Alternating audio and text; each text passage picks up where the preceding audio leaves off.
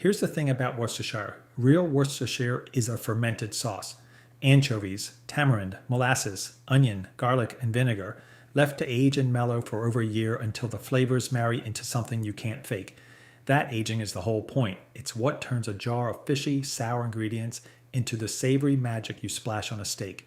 Traditionally, it even starts with malt vinegar and a long rest in the vat.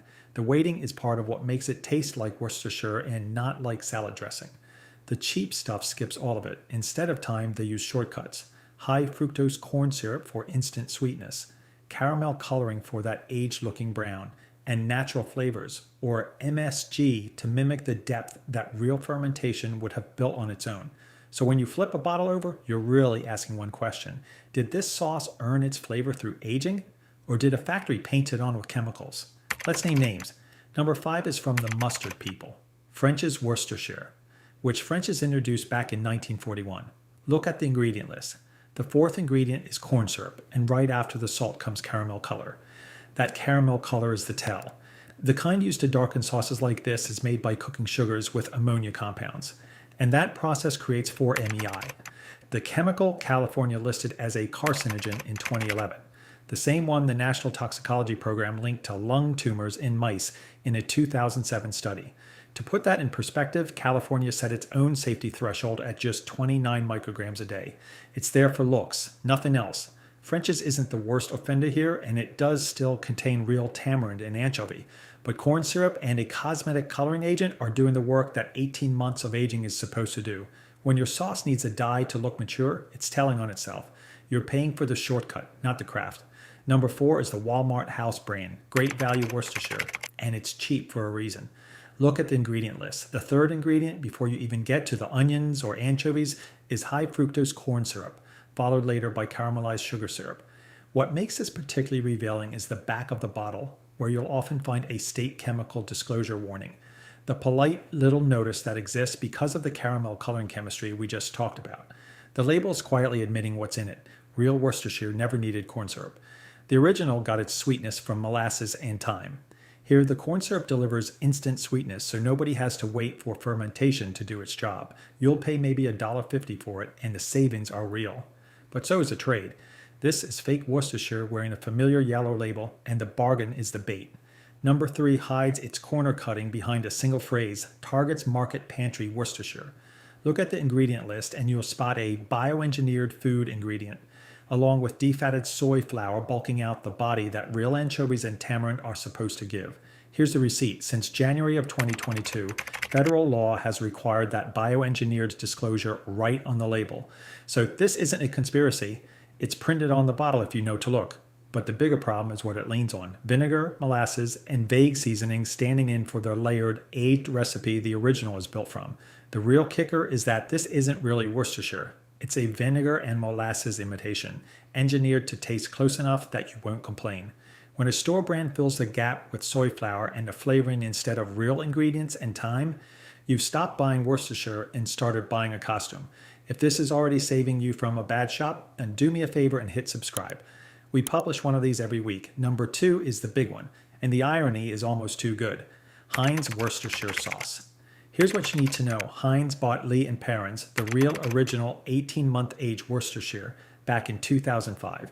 And then it turned around and sold a cheaper sauce under its own name. Look at the ingredient list. High fructose corn syrup, caramel coloring. There's our carcinogen flag friend again. And then polysorbate 80, an industrial. Emulsifier you will never find in a properly aged sauce. And that emulsifier isn't there for flavor at all. It's there to keep a cheap, watery sauce from separating on the shelf, the kind of crutch a sauce that aged properly would never need.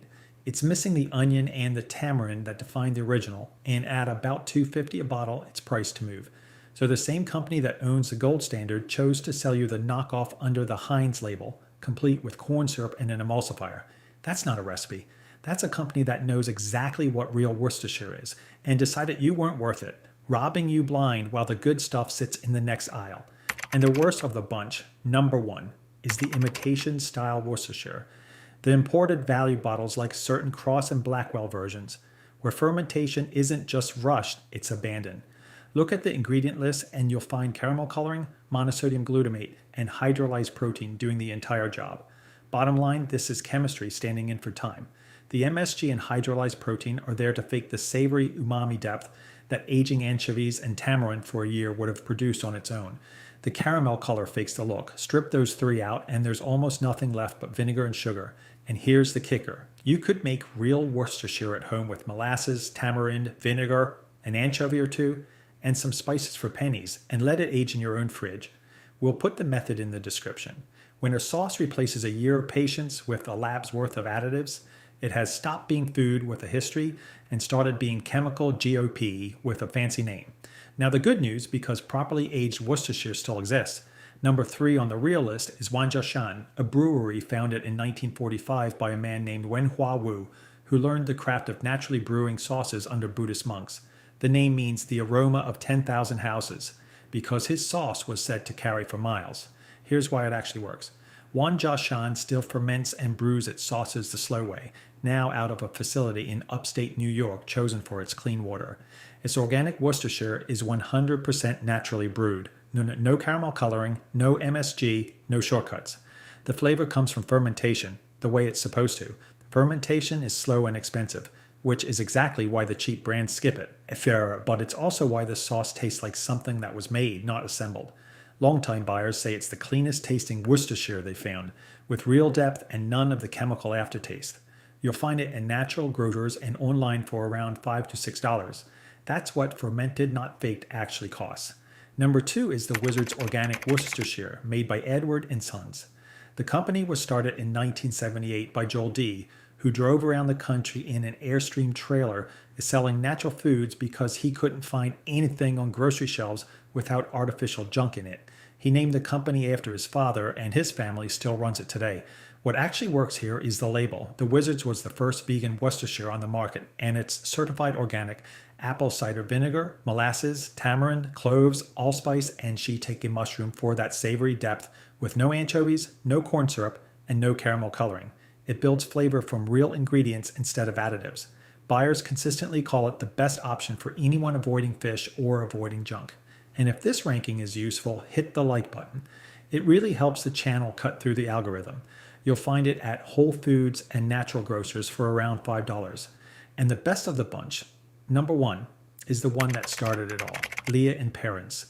In 1837, two chemists in Worcester, England, named John Lee and William Perrins mixed up a batch of sauce, hated how it tasted, and shoved the jars in their cellar. 18 months later, they rediscovered them, tasted again, and found that aging had transformed it into something extraordinary. It still holds today. Here's why it still works. Leah and Perrins is genuinely aged for 18 months before it's bottled. That's the original process, unchanged. It still carries anchovies, tamarind, onion, garlic, and cloves.